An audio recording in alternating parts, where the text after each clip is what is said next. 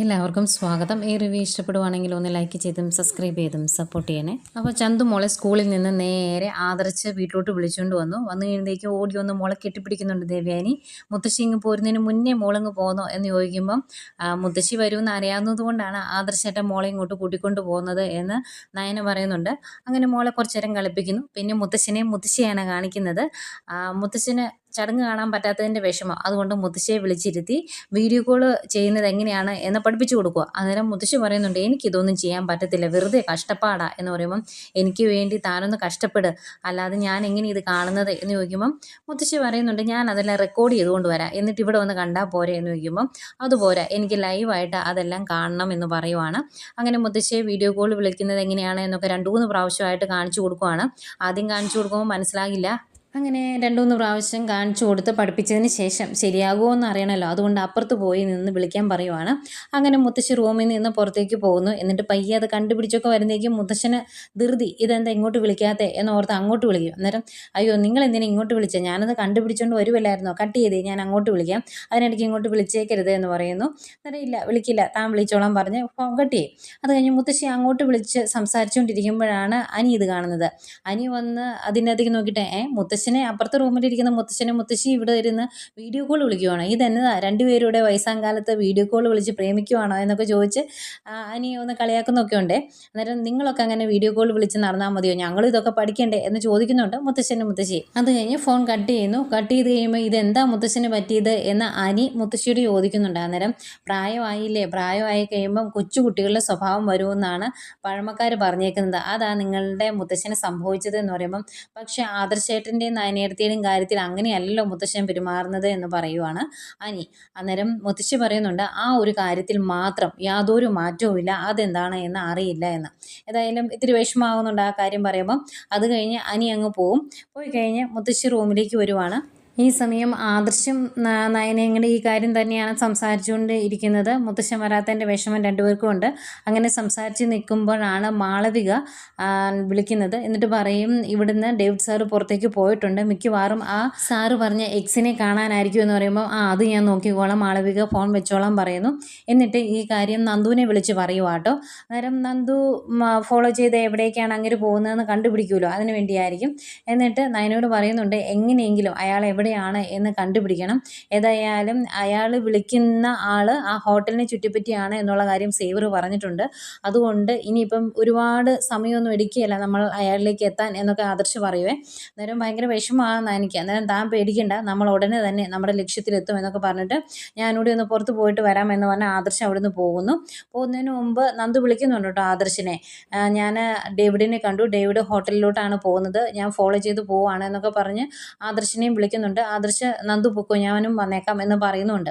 ഏതായാലും ഈ കാര്യം നയനോടും പറഞ്ഞിട്ട് ആദർശ് വീട്ടിൽ നിന്ന് ഇറങ്ങുന്നു.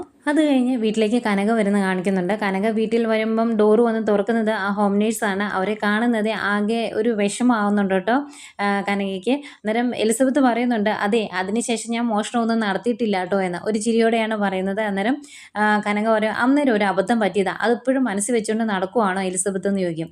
അന്നേരം നയന പറയുന്നുണ്ട്, ചേച്ചി ഇടയ്ക്ക് ഈ കാര്യം പറഞ്ഞ് ഇവിടെ ചിരിക്കാറുണ്ട് എന്ന്. അന്നേരം ഏതായാലും ഞാൻ അങ്ങനെ ഒരു കാര്യം കാണിച്ചതുകൊണ്ട് എനിക്ക് എലിസബത്ത് നല്ല സ്ത്രീയാണ് എന്ന് മനസ്സിലായി, ആ നിമിഷം ഞാൻ ഇവിടുന്ന് പോയില്ലേ, പിന്നെ എന്താ കുഴപ്പം എന്നിങ്ങനെ ചോദിക്കുക. അന്നേരം ദേവേനി പറയുന്നുണ്ട്, എലിസബത്തിനെ ഞങ്ങൾക്ക് അറിയാൻ മേലാത്ത ആളൊന്നുമല്ല, പണ്ട് തൊട്ടേ അറിയാവുന്ന ആളാണ് എന്ന് പറയുന്നുണ്ട്. അത് കഴിയുമ്പോഴത്തേക്ക് എല്ലാവർക്കും കുടിക്കാനൊക്കെ എടുക്കാമെന്ന് പറഞ്ഞാൽ എലിസബത്ത് അങ്ങ് പോയി കഴിയുമ്പോൾ കനക ദേവയാനിയോടായിട്ട് പറയുന്നുണ്ട്, ഞാൻ എല്ലാ സത്യങ്ങളും നവ്യോട് തുറന്നു പറഞ്ഞു, എന്നിട്ടും അവൾ എന്തിനാണ് അവനെ സ്നേഹിക്കുന്നത്, എന്തുകൊണ്ടാണ് എന്ന് എനിക്കറിയത്തില്ല, ഞാനെല്ലാം തുറന്നു പറഞ്ഞ് 2-3 ദിവസം അവൾ ആകെ വിഷമിച്ച് നടന്നതല്ലേ, അതിനുശേഷമാണ് അവനോട് അവൾ വീണ്ടും സ്നേഹം കാണിച്ചു തുടങ്ങിയത്, അതിനിടയ്ക്ക് എന്താണ് സംഭവിച്ചത് എന്ന് അറിയത്തില്ലല്ലോ എന്ന് പറയുമ്പം നയന പറയുന്നുണ്ട്, അവനൊരു കുറുക്കനല്ലേ, എന്തെങ്കിലും പറഞ്ഞ് ചേച്ചിയെ വിശ്വസിപ്പിച്ച് കാണും എന്ന്. അന്നേരം ദേവേനി പറയുന്നുണ്ട്, അങ്ങനെ അവൻ വിശ്വസിപ്പിച്ചാൽ വിശ്വസിക്കാൻ ഒരു പൊട്ടിയാണോ നവ്യ, അവൾക്കറിയാലോ അവളുടെ അമ്മായിമ്മ ആ വീട്ടിൽ ഒരു വേലക്കാരിയെ പോലെയാണ് ഇപ്പം കഴിയുന്നത് എന്ന്. ഇപ്പോഴും ഈ സംഭവത്തിന് ശേഷം അങ്ങനെയൊക്കെ തന്നെയാണ്, അവൻ്റെ അവസ്ഥയ്ക്ക് വലിയ മാറ്റമൊന്നുമില്ല, അതെന്തുകൊണ്ടാണ് എന്ന് ചിന്തിക്കാനുള്ള സാമാന്യ ബോധം അവൾക്കില്ലേ, അത് ചിന്തിച്ചാൽ അവൾക്കിത് കണ്ടെത്താവുന്നതേ ഉള്ളൂ എന്നൊക്കെ ദേവയാനി പറയുന്നുണ്ട്. അന്നേരം നയന പറയുവാണ്, അതെന്തെങ്കിലും ആവട്ടെ, ചേച്ചി സത്യങ്ങളെല്ലാം അറിഞ്ഞു കഴിയുമ്പോൾ അറിഞ്ഞു കഴിഞ്ഞപ്പോൾ നമ്മൾ ആകെ ടെൻഷനിലല്ലായിരുന്നോ ചേച്ചി, എന്തെങ്കിലും അവിവേകം കാണിക്കുമോ എന്ന് കരുതി. പക്ഷേ അതൊന്നും ഉണ്ടായില്ല. ഇനിയിപ്പം അവരായി അവരുടെ പാടായി അവരെങ്ങനെയെങ്കിലും ജീവിക്കട്ടെ, നമുക്ക് അതിൻ്റെ അകത്ത് ഇടപെടണ്ട എന്ന് നയന പറയുന്നുണ്ട്. ഈ സമയം നവ്യനെയും കാണിക്കുന്നുണ്ട്. നവ്യ ഈ ചടങ്ങിന് പോകുന്നില്ലല്ലോ, അതുകൊണ്ട് അഭിയോട് പറയുവാണ് അവളുടെ 3-ാം മാസത്തെ ചടങ്ങാണ് നാളെ, നമ്മൾ പോകുന്നില്ലാത്തത് കൊണ്ട് നമുക്ക് പുറത്ത് പോയി അടിച്ചു പൊളിക്കണമെന്ന് പറയുവാണ്.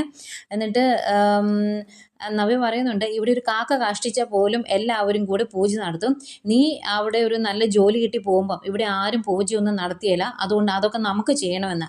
അങ്ങനെ അഭി ചോദിക്കും അങ്ങനെ ചെയ്യണോ, അങ്ങനെയാണെങ്കിൽ ഈ വീട്ടിലുള്ളവർക്ക് അതൊരു ഇഷ്ടക്കേടാകില്ലേ എന്ന് ചോദിക്കുമ്പം അവരുടെയൊക്കെ ഇഷ്ടക്കേട് ആരാ നോക്കുന്നത്, നമ്മുടെ കൂടെ നിൽക്കുന്നത് നിൻ്റെ അമ്മ മാത്രമേ ഉള്ളൂ, നിൻ്റെ പെങ്ങൾ പോലും നമ്മുടെ കൂടെയില്ല, അതുകൊണ്ട് നമ്മൾ തന്നെ പൂജയൊക്കെ നടത്തും, നിൻ്റെ പെങ്ങളോട് പറഞ്ഞേരെ, അവൾക്ക് കൂടാൻ താല്പര്യമുണ്ടെങ്കിൽ കൂടും, നമ്മളുടെ കാര്യങ്ങളൊക്കെ ഇനി നമ്മളാണ് നോക്കുന്നത് എന്ന് പറയും.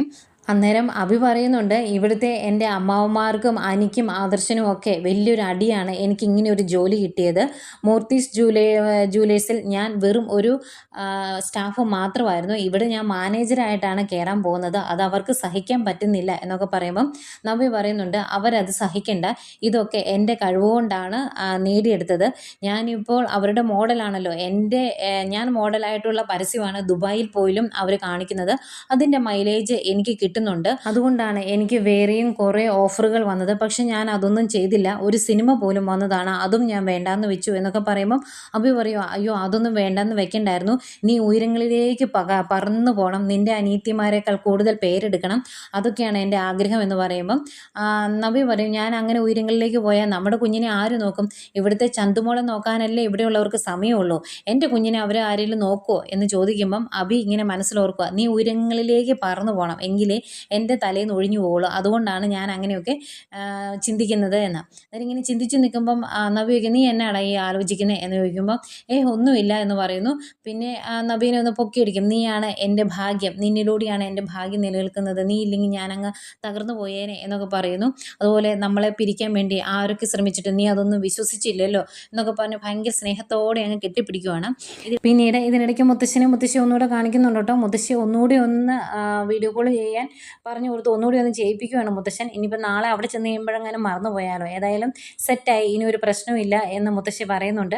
അത് കഴിഞ്ഞ് മുത്തശ്ശന് ഈ ചടങ്ങ് ലൈവായിട്ട് കാണാൻ പറ്റാത്തതിന് ഒരുപാട് വിഷമമുണ്ട് എന്ന് മുത്തശ്ശി മനസ്സിലാക്കുന്നുണ്ട്. പിന്നീട് നന്ദുവിനെ കാണിക്കുന്നുണ്ട്. നന്ദു അനിയെ വിളിച്ച് പറയുവാണ് നന്ദു മേടിച്ചു കൊടുത്ത ഡ്രസ്സ് ഇട്ടുകൊണ്ട് ഫംഗ്ഷന് വന്നെന്ന്.